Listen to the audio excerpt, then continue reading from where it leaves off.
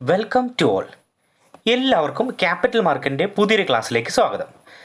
നമ്മളിന്ന് ഈ part 2 discuss ചെയ്യുന്നത് ഡെപ്റ്റ് വേഴ്സസ് ഇക്വിറ്റി. എന്താണ് ഡെപ്റ്റ്, എന്താണ് ഇക്വിറ്റി, അവ തമ്മിലുള്ള പ്രധാനപ്പെട്ട വ്യത്യാസങ്ങൾ എന്തെല്ലാമാണ്, ഇതാണ് നമ്മൾ ഇന്നത്തെ ക്ലാസ്സിൽ നോക്കുന്നത്.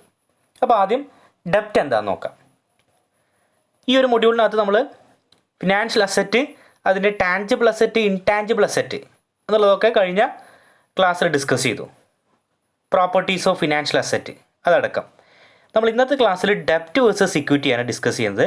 അതിനുശേഷം പിന്നീട് ഫിനാൻഷ്യൽ മാർക്കറ്റും അതിൻ്റെ ക്ലാസിഫിക്കേഷനും ഫിനാൻഷ്യൽ സിസ്റ്റത്തുമായി ബന്ധപ്പെട്ട ചില കാര്യങ്ങളൊക്കെ വരും ക്ലാസ്സുകളിൽ നമ്മൾ ഡിസ്കസ് ചെയ്യും. അപ്പോൾ എന്താണ് ഡെപ്റ്റ്, അല്ലെങ്കിൽ എന്താണ് ഡെപ്റ്റ് market? So ഡെപ്റ്റ് market is A market in which the ഡെപ്റ്റ് instruments R traded. ഡെപ്റ്റ് instruments വാങ്ങുകയും വിൽക്കുകയും ചെയ്യുന്ന മാർക്കറ്റിനെയാണ് എന്ത് പറയുന്നത്? ഡെപ്റ്റ് മാർക്കറ്റ് എന്ന് പറയുന്നത്. അപ്പോൾ എപ്പോഴാണ് ഒരു കമ്പനി ഈ ഒരു ഡെപ്റ്റ് മാർക്കറ്റിലേക്ക് വരുന്നത്? സോ ഡെപ്റ്റ് ഫിനാൻസിങ് എന്താണ്? അപ്പോൾ ഡെപ്റ്റ് ഫിനാൻസിങ് എന്ന് പറഞ്ഞു കഴിഞ്ഞാൽ ഡെപ്റ്റ് financing refers to borrowing money from banks, public and private enterprises in the form of loans or issuance of bond. അപ്പോൾ ഒരു കമ്പനിയെ സംബന്ധിച്ചിടത്തോളം ആ കമ്പനിക്ക് ഒരു പ്രശ്നം വരുന്ന സമയത്ത് കമ്പനിയുടെ കയ്യിൽ ആവശ്യമായിട്ടുള്ള പണം ഇല്ല എങ്കിൽ കമ്പനിക്ക് രണ്ട് കാര്യങ്ങൾ ചെയ്യാം. അതിനകത്ത് ഒന്നെന്താണ്? ഡിബഞ്ചേഴ്സ്, ബോണ്ടുകൾ ഇഷ്യൂ ചെയ്യുക. രണ്ട്, ഷെയർ ഇഷ്യൂ ചെയ്യുക. അപ്പോൾ ഇങ്ങനെ ഡിബഞ്ചേഴ്സും ബോണ്ടുകളൊക്കെ ഇഷ്യൂ ചെയ്ത് ആ ഒരു കമ്പനി ലോൺ റേസ് ചെയ്യുന്നതിനാണ് എന്ത് പറയുന്നത്? നമ്മൾ ഡെപ്റ്റ് ഫിനാൻസിങ് എന്ന് പറയാം. ആ കടം നികത്താൻ വേണ്ടിയിട്ട് എങ്ങനെയാണ് പണം കണ്ടെത്തുന്നത്, അല്ലേ? ഇഷ്യൂവൻസ് ഓഫ് ബോണ്ട്സ് അല്ലെങ്കിൽ ലോൺസ് ഫ്രം ദി ബാങ്ക്. ഈ രീതിയിലാണ് കമ്പനികൾ പണം കണ്ടെത്തുന്നത്. So the company or the government issues bonds with a fixed interest rate and predetermined maturity period to raise capital either for business expansion or carry out stalled business operations and other activities. അതായത് ചില കമ്പനികൾ, ഇനി കോർപ്പറേറ്റുകളായിക്കോട്ടെ അല്ലെങ്കിൽ government ആയിക്കോട്ടെ, ഇവരൊക്കെ bond issue ചെയ്യുന്നുണ്ട്. ഒരു fixed interest rate വെച്ചുകൊണ്ട് ബോണ്ടുകൾ ഇഷ്യൂ ചെയ്യുന്നു വിത്ത് മെച്യൂരിറ്റി പീരീഡ്. ഒരു കൃത്യമായിട്ടുള്ള മെച്യൂരിറ്റി പീരീഡിൽ, ഒരു കാലാവധിയിൽ മാറിയെടുക്കേണ്ട രീതിയിൽ ബോണ്ട് ഇഷ്യൂ ചെയ്യുന്നു. അതിനൊരു ഫിക്സഡ് ഇൻട്രസ്റ്റ് റേറ്റ് ഉണ്ടായിരിക്കും, അതുപോലെ തന്നെ ഫിക്സഡ് മെച്യൂരിറ്റി പീരീഡ് ഉണ്ടായിരിക്കും.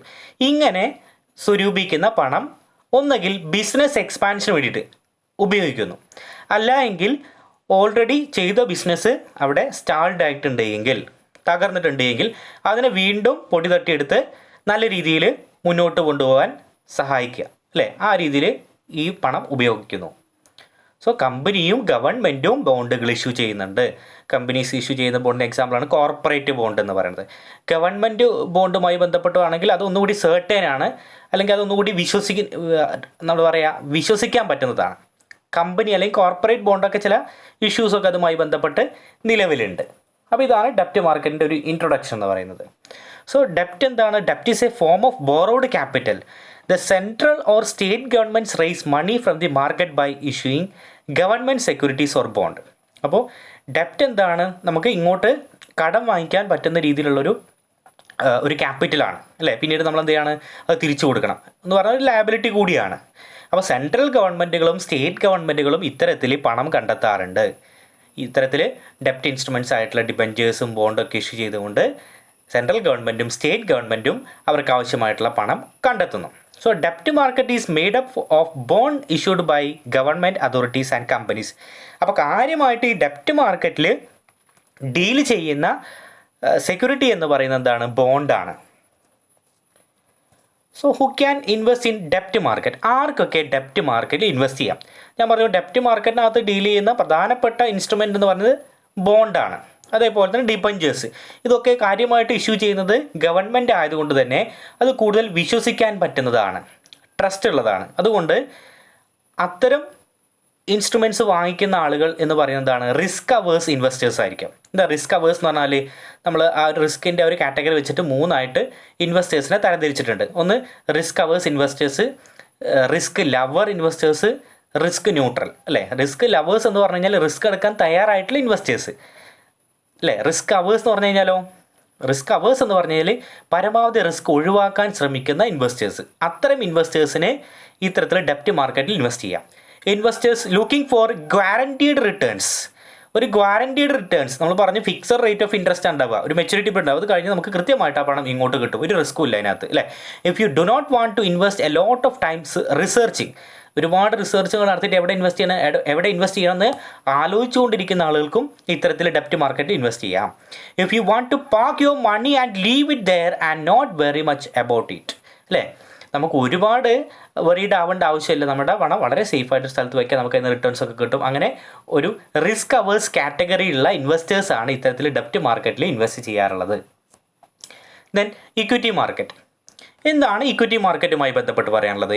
In equity financing the company sells a portion of its ownership in the form of shares to individuals and parties who wish to hold a stake in the company. ഞാൻ പറഞ്ഞു, ഒരു കമ്പനിക്ക് ഒരു പ്രശ്നങ്ങൾ വരുന്ന സമയത്ത് അല്ലെങ്കിൽ കമ്പനിക്ക് ഒന്നുകൂടി അതിൻ്റെ ബിസിനസ് എക്സ്പാൻഷൻ നടത്തണം, പക്ഷേ കമ്പനിയുടെ കയ്യിൽ പണം ഇല്ല എങ്കിൽ രണ്ട് രീതിയിൽ പണം കണ്ടെത്താം. ഒന്ന് ഡെപ്റ്റ് മാർക്കറ്റ് വഴി, രണ്ടാമത്തത് ഇക്വിറ്റി മാർക്കറ്റ് വഴി. എന്ന് പറഞ്ഞാൽ അതിൻ്റെ ഓണർഷിപ്പ് നമ്മൾ കൊടുക്കുന്നു, അതിൻ്റെ ഷെയർ നമ്മൾ വിൽക്കുന്നു. ആ രീതിയിലും നമുക്ക് എന്ത് ചെയ്യാം, ഇക്വിറ്റി മാർക്കറ്റ് അല്ലെങ്കിൽ പണം കണ്ടെത്താൻ സാധിക്കും. ഇക്വിറ്റി മാർക്കറ്റ് വഴിയൊക്കെ പണം കണ്ടെത്താൻ സാധിക്കും. So this is done through the issuance of shares through an IPO, initial public offering എന്ന് പറയുന്നു. അപ്പോൾ നമ്മൾ ആദ്യമായിട്ട് കമ്പനിയുടെ ഷെയറുകൾ ഇഷ്യൂ ചെയ്യുന്നു. Then shareholders have a share in the profits generated by the company. This is known as dividend income. അങ്ങനെ share hold ചെയ്തിരിക്കുന്ന ആളുകൾക്ക് എന്ത് കിട്ടും? കമ്പനിയുടെ പ്രോഫിറ്റിൻ്റെ ഒരു വിഹിതം കിട്ടും. അതിനെ പറയുന്ന പേരാണ് ഡിവിഡൻഡ് ഇൻകം എന്ന് പറയുന്നത്.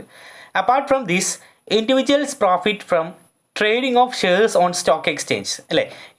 ഇത് കൂടാതെ തന്നെ നമ്മൾ ഈ ഷെയറുകൾ വാങ്ങുകയും വിൽക്കുകയും ചെയ്യുന്ന സമയത്ത് ചിലപ്പോൾ ഷെയറിൻ്റെ വില ഉയർന്നു നിൽക്കാം, ഷെയറിൻ്റെ വില താഴ്ന്നു നിൽക്കാം അല്ലേ. അപ്പോൾ ഷെയറിൻ്റെ വില, നമ്മൾ വാങ്ങിച്ച കമ്പനിയുടെ ഷെയറിൻ്റെ വില ഉയർന്നിട്ടുണ്ട് എങ്കിൽ നമുക്ക് എന്ത് ചെയ്യാം, ആ ഷെയർ മറ്റൊരാൾക്ക് വിൽക്കാം. അതുവഴി നമുക്ക് എന്ത് കിട്ടും? ഇത്തരത്തിൽ ഇക്വിറ്റി മാർക്കറ്റിൽ നിന്നും ബെനിഫിറ്റുകൾ കിട്ടും, സ്റ്റോക്ക് എക്സ്ചേഞ്ച് വഴിയൊക്കെ അത് ട്രേഡ് ചെയ്യുന്ന സമയത്ത്. So equity markets trade in shares or stocks of the company listed on stock exchanges. അപ്പോൾ സ്റ്റോക്ക് എക്സ്ചേഞ്ചിൽ ലിസ്റ്റ് ചെയ്തിട്ടുള്ള കമ്പനീസിൻ്റെ ഷെയർസും കാര്യങ്ങളൊക്കെയാണ് ഇക്വിറ്റി മാർക്കറ്റിനകത്ത് വിൽക്കപ്പെടുന്നത്. ഓക്കെ, അപ്പോൾ സത്യം പറഞ്ഞു കഴിഞ്ഞാൽ നമ്മുടെ ഈ ഇക്വിറ്റി മാർക്കറ്റിനകത്ത് വിൽക്കുന്ന അല്ലെങ്കിൽ നമ്മൾ ഷെയർസ് എന്ന് പറയുന്നതാണ്, അത് ഓണർഷിപ്പ് ക്യാപിറ്റലാണ്, മറ്റത് ബോറോഡ് ക്യാപിറ്റലാണ്. ഡെപ്റ്റിൻ്റെ കാര്യത്തിൽ ബോറോഡ് ക്യാപിറ്റൽ എന്ന് പറയാം, ഇവിടെ എന്താണ്, ഓണർഷിപ്പ് ക്യാപിറ്റലാണ്. ആ ഒരു വ്യത്യാസമുണ്ട്. As share holders you become part owners of the company. കമ്പനിയുടെ ഓണേഴ്സായിട്ട് നമ്മൾ മാറുന്നു ഇക്വിറ്റി മാർക്കറ്റിനകത്ത്. The largest share holder with 50% or more shares becomes the owner of the company. 50% കൂടുതൽ ഷെയറുകൾ വാങ്ങിച്ച വ്യക്തിയാണ് എങ്കിൽ ആ വ്യക്തിയായിരിക്കും ആ കമ്പനിയുടെ ഓണർ എന്ന് പറയുന്നത്. Okay, who can invest in equity market? ആർക്കൊക്കെയാണ് ഇക്വിറ്റി മാർക്കറ്റിനകത്ത് ഇൻവെസ്റ്റ് ചെയ്യാൻ സാധിക്കുക? ഹൈ റിസ്ക് പ്രൊഫൈൽ, ഞാൻ പറഞ്ഞു റിസ്ക് ലവേഴ്സിന്. More funding to question against വൊളാറ്റിലിറ്റിയുമായി ബന്ധപ്പെട്ട് നമ്മളെന്താ പറയുക, വൊളാറ്റിലിറ്റി എന്ന് പറഞ്ഞാൽ ഫ്ലെക്സിബിലിറ്റി അല്ലേ. ഈ ഇക്വിറ്റി മാർക്കറ്റിനകത്ത് ഇൻവെസ്റ്റ് ചെയ്യുമ്പോൾ കുറച്ച് റിസ്ക് ആണ്, വൊളാറ്റിലിറ്റിയുമായി ബന്ധപ്പെട്ട ചില കാര്യങ്ങൾ അവിടെ പരിഗണിക്കേണ്ടതുണ്ട്. ചിലപ്പോൾ നമുക്ക് നല്ല പ്രോഫിറ്റ് കിട്ടും, ചിലപ്പോൾ നല്ല ലോസ് ഉണ്ടാവും. അപ്പോൾ അങ്ങനെ റിസ്ക് എടുക്കാൻ തയ്യാറായിട്ടുള്ള ആളുകൾക്ക് അതിനകത്ത് ഇൻവെസ്റ്റ് ചെയ്യാം. Then perseverance to withstand market volatility and to stay invested.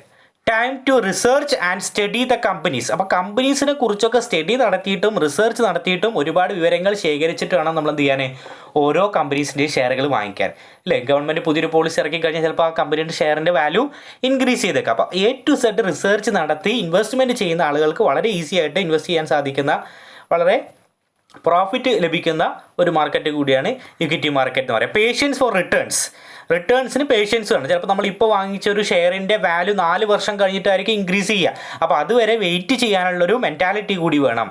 അപ്പോൾ അങ്ങനെ റിസ്ക് ഏറ്റെടുക്കാൻ തയ്യാറായിട്ട് അല്ലെങ്കിൽ ഹൈ റിസ്ക് പ്രൊഫൈലുള്ള ആളുകൾ മാത്രമാണ് ഇത്തരത്തിൽ ഇക്വിറ്റി മാർക്കറ്റിനകത്ത് ഇൻവെസ്റ്റ് ചെയ്യാറുള്ളത്. ഓക്കെ, നമുക്കിനി ഡെപ്റ്റും ഇക്വിറ്റിയും തമ്മിലുള്ള പ്രധാനപ്പെട്ട വ്യത്യാസങ്ങൾ നോക്കാം. അതിൻ്റെ ക്രൈറ്റീരിയ എടുത്തിരിക്കുന്നത് meaning, who can issue, risk, returns, investor status, nature of return, regulator. ഇത്തരം ഫാക്ടേഴ്സ് എടുത്തിട്ടാണ് നമ്മൾ ഡെപ്റ്റ് മാർക്കറ്റിനെയും ഇക്വിറ്റി മാർക്കറ്റിനെയും തമ്മിൽ കമ്പയർ ചെയ്യുന്നത്. അപ്പോൾ മീനിങ് നോക്കുക. Equities R owned capital. Equities owned ക്യാപിറ്റലാണ്, എന്നാൽ ഡെപ്റ്റ് എന്താണ്, ബോറോഡ് ക്യാപിറ്റലാണ്. ഹൂ ക്യാൻ ഇഷ്യൂ, ആർക്കാണ് ഈ ഇക്വിറ്റി മാർക്കറ്റിനകത്ത് അതിൻ്റെ സെക്യൂരിറ്റീസ് ഇഷ്യൂ ചെയ്യാൻ സാധിക്കുക? Companies registered with SEBI, securities exchange board of ഇന്ത്യയിൽ രജിസ്റ്റർ ചെയ്തിട്ടുള്ള കമ്പനീസിന് ഇത്തരത്തിൽ ഷെയറുകൾ ഇഷ്യൂ ചെയ്യാം. ഡെപ്റ്റ് മാർക്കറ്റിനകത്തോ കമ്പനീസിനും ഗവൺമെൻറ്റിനും ഇഷ്യൂ ചെയ്യാം ബോണ്ടുകളൊക്കെ, നമ്മൾ നേരത്തെ സൂചിപ്പിച്ചതാണ്. ദെൻ റിസ്കിൻ്റെ കാര്യം എടുത്തു കഴിഞ്ഞാൽ ഹൈ റിസ്ക് ആണ് ഇക്വിറ്റി മാർക്കറ്റിനകത്ത്. ഡെപ്റ്റ് മാർക്കറ്റിനകത്ത് മോഡറേറ്റ് റിസ്ക് മാത്രമേ ഉള്ളൂ.